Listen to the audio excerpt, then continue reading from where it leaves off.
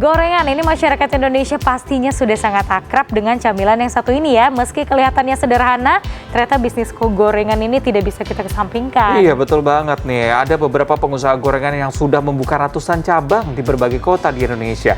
Memang seperti apa ya cuannya? Kita simak seluk-beluk bisnis gorengan.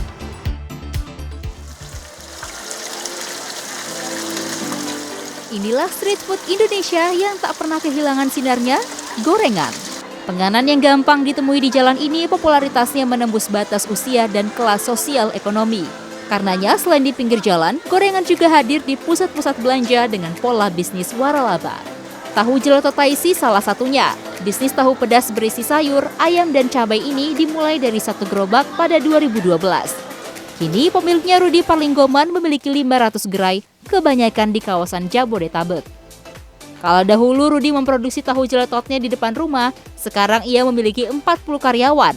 Rudi juga mempunyai rumah produksi sendiri yang mengolah kedelai hingga menjadi tahu siap goreng.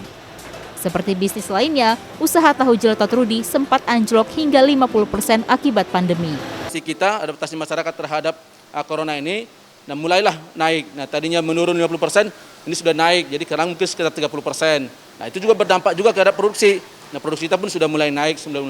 Nah jadi yang 500 outlet kan pendapatan mereka kan variatif ya, tergantung strategis letaknya di mana gitu loh. Nah ini bisa ada omset misalnya sekitar 400.000, ada yang 600.000. Nah per outletnya gitu, kurang lebih seperti itu. Nanti ya, per hari. Nah kurang lebih yang mempengaruhi itu adalah tingkat letak strategis dari sebuah outlet itu. Selain tahu, ada gorengan lain yang juga banyak penggemarnya, bakwan. Ada bermacam-macam bakwan di Indonesia, tapi yang satu ini bakwan ala Pontianak.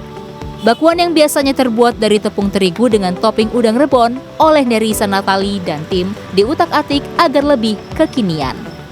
Inovasi adalah salah satu kunci strategis dari bisnis street food ini. Misalnya saja bakwan yang ada di depan saya yang toppingnya diganti dari yang biasanya udang menjadi teri dan juga pepperoni.